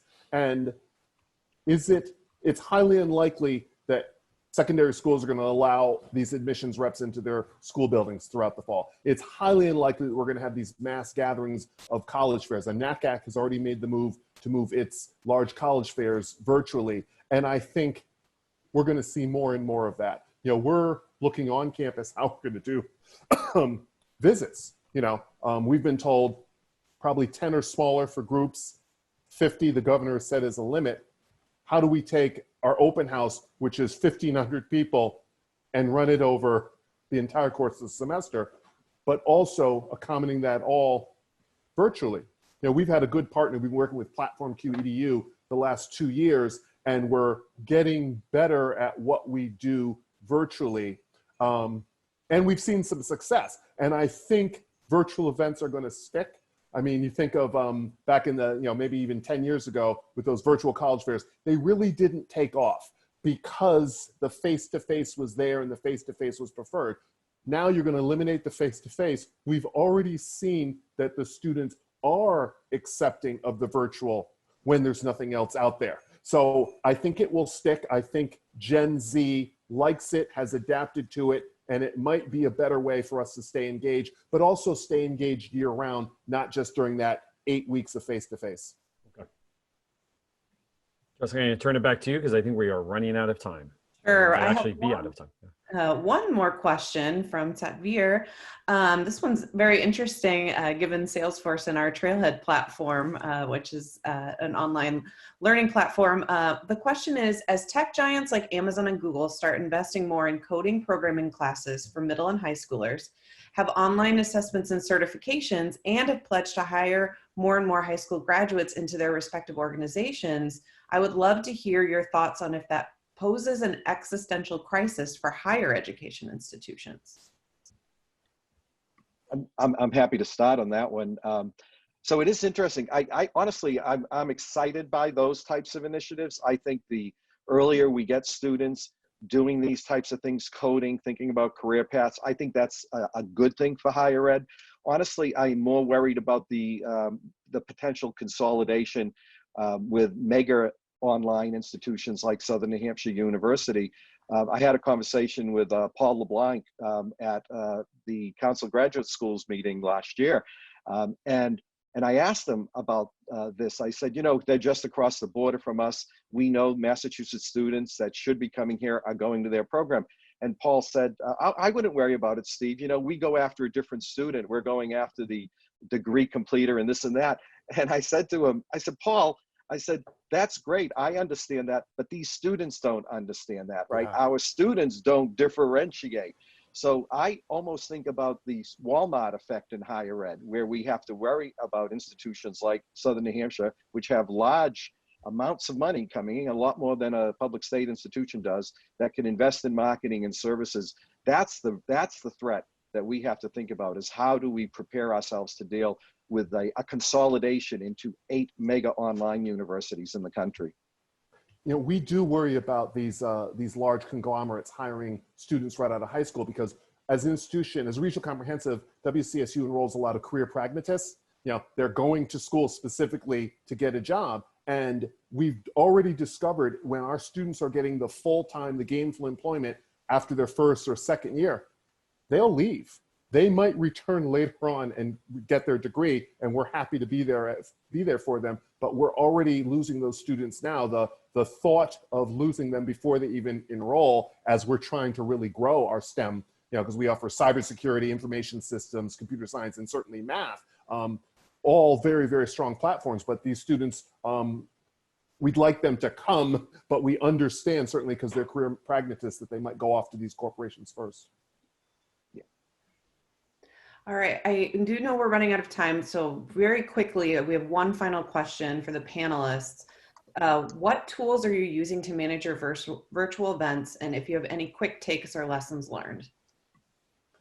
For us, we're using Platform Q. We partnered with them about a year ago and have loved it. And the key is to rethink what you're doing on ground and change it virtually. That it's got to be fun. It's got to be engaging, using different personalities, different modes, but also you're not wedded to 9 to 5 either.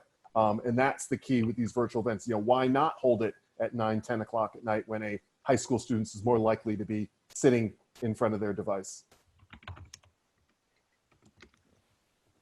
And we did our virtual graduate open house, which was very well attended.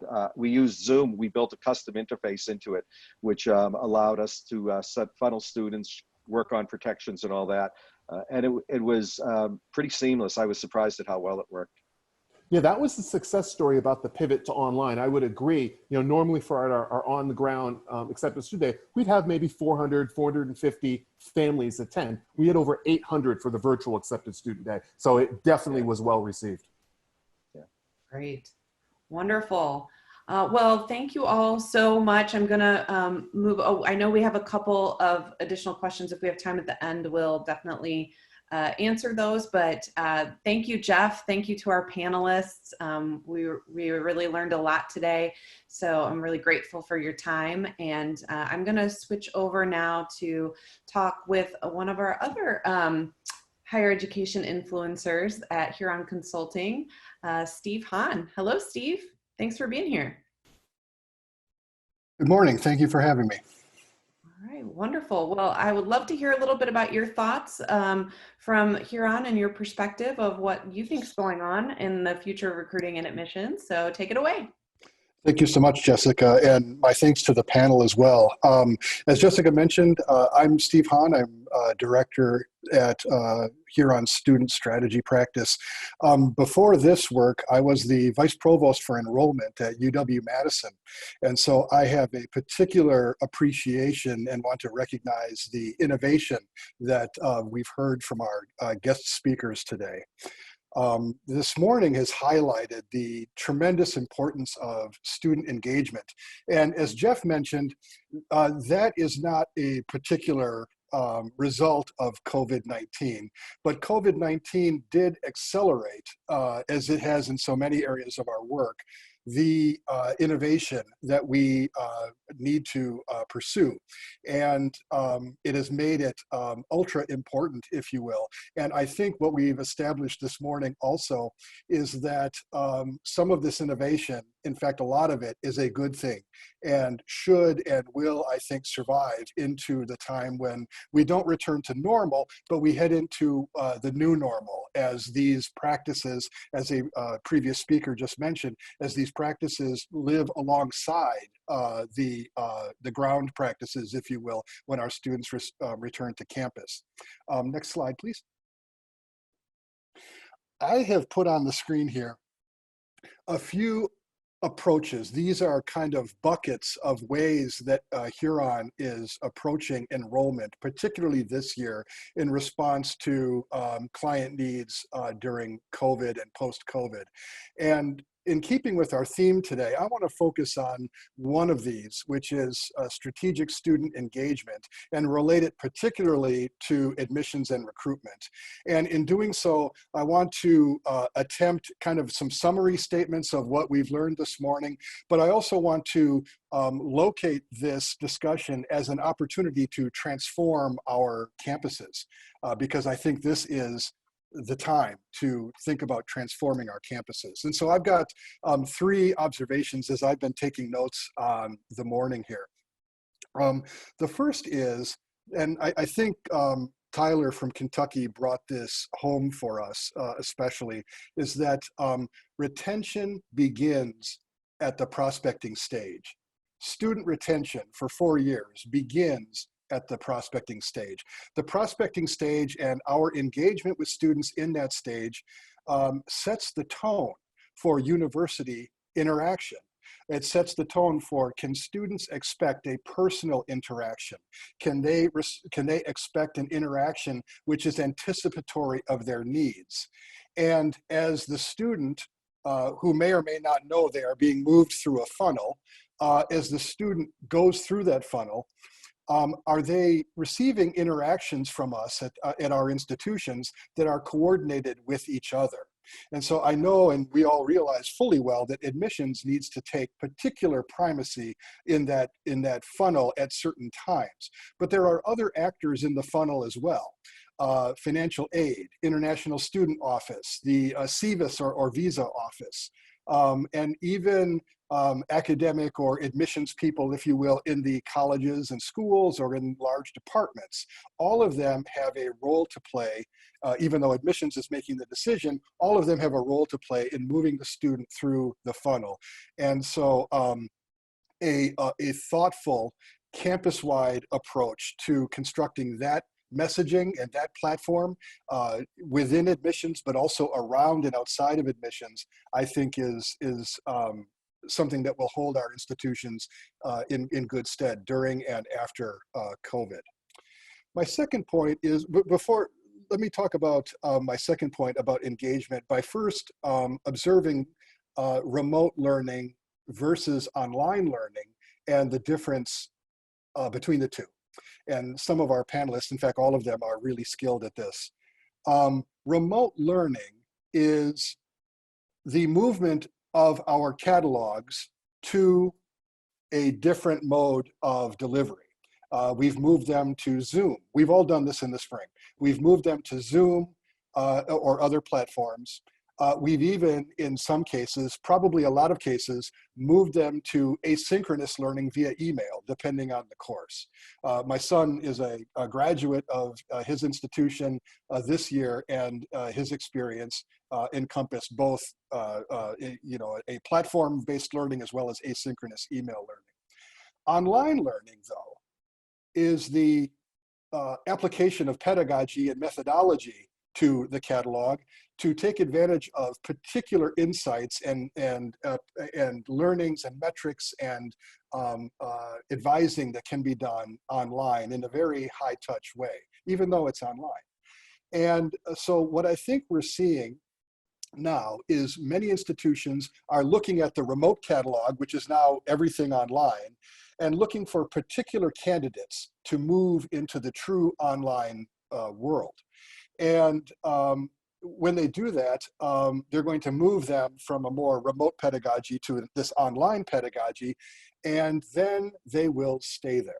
And they will probably be delivered remotely and online, and also in person when we can all go back to school in person. And so what I'm going to suggest is that is going to make a robust online learning environment even more robust to the advantage of student choice. Students will have more choices than ever to consume their education online. And in fact, even more than now, they will become, and they are, and they will be the general contractors of their own education. As they build their education, they're going to be able to source that education from more places than ever before. Now, this requires institutions, this will challenge actually institutions to retain those students and to work in ways that cause persistence to graduation for their students. And so I think that the secret of doing this, and Jay mentioned this just a few moments ago, the secret of doing this is to establish at your institution what your value proposition is. Why should students value you? What are you to the market of their choices?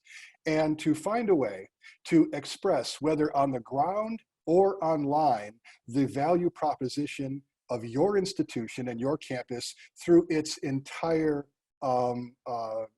communication plan and its entire student engagement plan. That will yield great results in terms of affinities to the institution and loyalty to the institution, and students will know, to use my former university as an example, students will know that they are getting a University of Wisconsin experience, whether or not it is on the ground or online. And I think critically for our times right now, they can depend on it, whether the education flexes back and forth between on ground and online. They can go into the fall with a lot of uncertainty, but one of the certainties they will know is that whatever method of education they're experiencing, they can rely on a university or a college experience that is reflective of the brand in either location, on the ground or online. And third, and finally, I want to observe that something that I think we all know on this call, that prospective students are a hard-won, relatively expensive university asset, especially qualified prospects. And they're a university benefit. And I would like to propose that we imagine this funnel a little more broadly, and that we treat the student experience as a lifelong experience. Now, it's true that students are non-credit, or they are occasionally even pre-college, and then we've got undergrad students, grad students, then we've got badging and credentialing and things like that. And at each of those different careers, I assume that the student is, if you will, owned, or at least primarily interacting with a particular office on campus. But I would like to suggest that we not forget about an engagement plan and a communication plan as the mortar between those different experiences, so that we are truly engaging our students in an enterprise or the expectation of lifelong learning. The goal is to have our students view our campuses, whoever we are, as their educational home, the place to which we want them to return as life takes them to different places. And if they can consume this on campus, fine, because they're within a certain radius. Or if they can consume this online, that's also wonderful, but we want them. And so as we look at our pre-college, are we truly gathering them at the right time as prospects for the non-credit or the undergraduate experience? And as we work with our undergraduate students, does our communication plan truly treat them as though we are expecting their interest for our graduate programs? And then when they graduate, are we from the university, are we looking ahead to contact them again at a certain milestones in their lifetime to reiterate our value to them in the non-credit space or in the continuing educational or vocational space? So anyway, those are some thoughts that I had on the engagement, and I think reflective of the expertise that we have heard here this morning. Before concluding, I just want to call attention to the other offerings on this slide. These are kind of indicative of the areas that Huron has heard schools looking for assistance, especially now. Certainly with regard, beginning with the left, certainly with regard to enrollment scenario planning, I think we're all aware that past is not prologue this year in terms of what our enrollments are looking like. Jeff and others have noted that the NACAC decisions of the early fall last year were already making this the case, but now more than ever, COVID has put our modeling and our analytics into some doubt. And so Huron is working with schools in a kind of accelerated, rapid enrollment modeling way to identify potential problem areas and then highlight areas that of increased risk that they could turn their attention to. The next two offerings work with organizations, people, structure, technology, and services to make sure that they are truly redesigned and truly speaking to the online environment. Have they adapted to online delivery in the way that our guests today truly have? Have they adapted to the co-delivery on the ground and online? Are they flexible enough to go back and forth between the two with some dexterity? And is the university value and brand reflected in all of these experiences? And so we want to work, and we are working with our university partners to make sure that they are very well positioned in these areas too. And finally, on the far right, academic program viability evaluation. As Jeff indicated, after our last recession, there was a tremendous resortment in the market. And we expect that that will be, it already is, and that will be the case too. And so we are assisting schools in a truly data-driven analysis of market trends, labor trends, you know, what are students interested in, where are they looking for jobs, and what other schools are out there in your competitive hinterland, if you will, that are addressing those needs, and how can you best promote your academic portfolio to the advantage of your students. So these are just a very brief summary of some of the things that we're working on with Huron. Jessica, at this point, we'll turn it over back to you for questions to myself or indeed anyone else on the panel today. Thank you, Steve. Did anyone have any questions for Steve before we turn it back over to our Huron friends?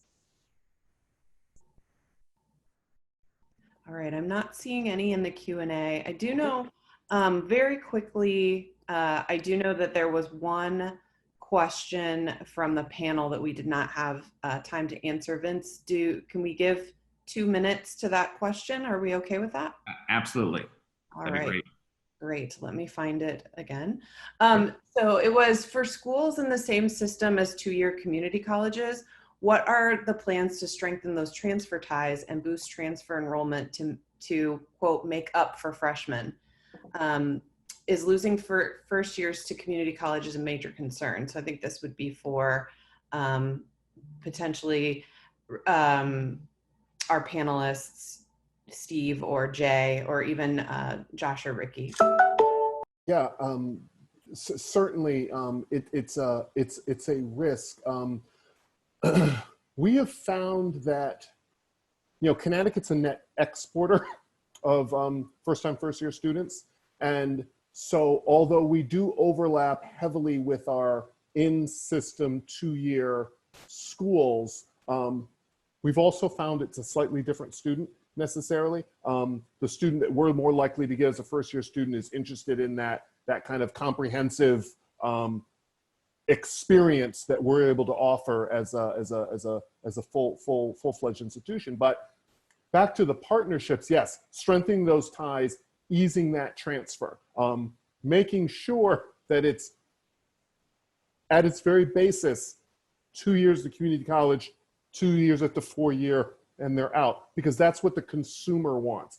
So we have some academic programs that are challenging, but the stronger we make those partnerships, and we have a TAP program that's meant to strengthen those transfer, really just a master system articulation agreement. But we're also working with them with other two-year schools not in our system as well, to make sure that we really have a strong funnel of transfer students coming in.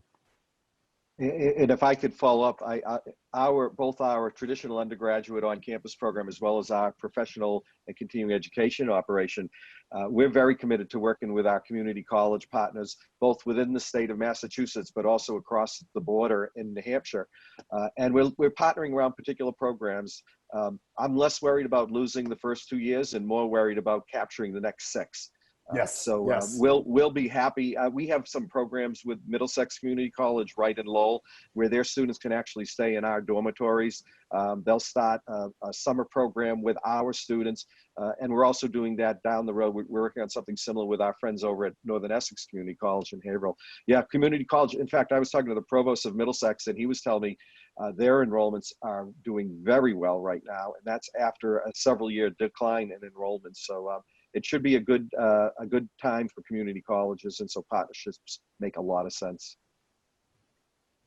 Wonderful. Thank you for that question. That's a great question. So I want to make sure it got answered. So yeah, we are coming to the end. So I'm going to turn it over to my wonderful friend Vince here in a moment, but I wanted to take some time from Salesforce to just thank our presenters, Ricky and Josh. I loved your story, as well as our panelists, Steve, Tyler, and Jay. Your insights were wonderful. And of course, big thanks to Jeff Selingo. We always love to have you. And I loved your presentation. I'm a big maps junkie, so I want to dig into that map of the US you have with the demographic data a bit more. So thank you so much.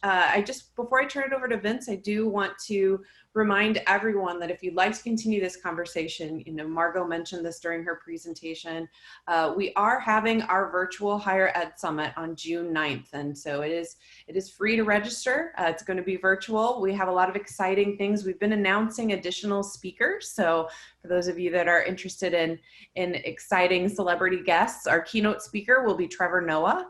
And then we recently announced just in the last few days that we will also have Ariana Huffington and Samantha Power at our event. And there will be a track specifically around recruiting and admissions. So very excited for that. And thank you all so much for your time. We are super excited that you were here. And with that, I will turn it over to Vince to wrap up.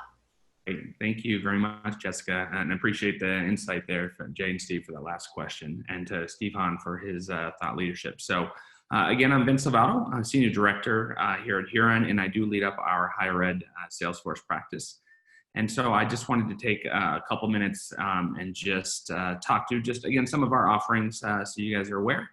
but what our higher ed practice has been working on and honing in on some pillar offerings that we have in the space. I did just want to quick call out, we are a premium sponsor or premium partner with Salesforce and been working with them for a number of years, and also had the honor of being awarded the Education Partner of the Year Award for Americas last year. So that was a great accomplishment. Real quick, you can see our pillars are very much aligned with Salesforce and their industry offerings. But I did just want to quick mention that within these different areas, we do offer kind of our CRM assessment roadmap and strategy, and that's really for institutions that either are determining, do they need a CRM, and if so, what's the best way to go about that, and what's the value of having CRM across campus or per college department, or even from enterprise level, having a CRM or choosing Salesforce CRM. How do I then go about implementing that, having a strategy around that implementation and approach.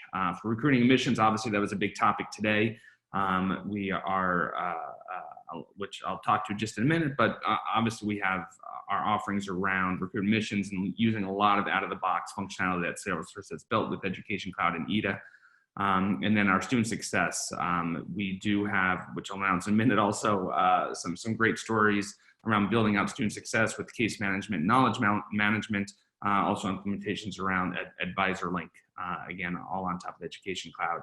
And then lastly, advancement in alumni relations is something we've been making a large investment in. We see this as just a growing field of folks looking at some of the legacy systems they have today, and going on to the Salesforce platform. So with some upcoming things around that we're excited about.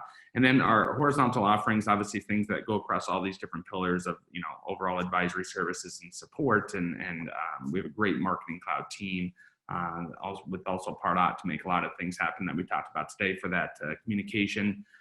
Also data management and integrations is key, as we know, for Salesforce being in the cloud and getting all that information into Salesforce to build out that 360 view. Also around Tableau reporting and data visibility, very important to us to be able to analyze all that data that we're pulling in. And then overall Einstein Analytics, which is making some great advancements and visualizations and whatnot around the data that we're pulling together. So I did want to mention that. And then real quick, next slide, Adam. I did want to also just announce that coming soon, and we'll have more information, Jessica did talk about Higher Ed Summit, which we're excited about on June 9th, that we are kind of announcing our recruit admission solution. It is a combination of just best practices, a number of accelerators that we built over the years with our implementations, and very much leverages all the out-of-the-box functionality and all the great things that Salesforce.org has built today, along with some things that we have been able to build to, I think, really enhance that overall experience and that implementation. So I just wanted to throw a teaser out here. We'll have more information around the summit, but we're very excited about what we're about to bring out to the market. So, and then I did want to mention we do have some upcoming webinars. A couple things. One, again, we've mentioned the summit a couple times. It's great. Registration is free this year. It's June 9th. The agenda just came out the other day. Check it out. As Jessica mentioned, some great new key speakers. Very excited about that and the content. It's going to be very exciting. And we are a sponsor of that event. And then after that, we do have an upcoming webinar, which will have more information coming out on LinkedIn probably early next week, working with the University of Miami on a great student success project and being able to deal with COVID and kind of pivoting from a physical one-stop shop that we were on track to deliver to a virtual one-stop shop that they were able to release to students and do it early. So we're very excited about sharing that story and the overall success that Miami has had there. So with that, I did want to just, again, a big thanks to all of our speakers, to Josh and Ricky, and to Jeff Selingo. Thank you again for hosting a virtual chat with Tyler and Jay and Steve. And then also big thanks to Huron's own Steve Hahn, some great insight to what we're seeing.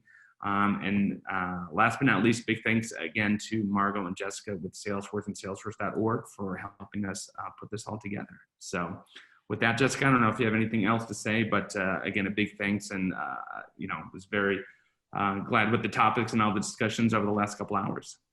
All right. Yes. Thank you so much, Vince, and our Huron friends, and Steve. Wonderful insights. We're so happy to partner with you on these types of events. So with that, we are at time.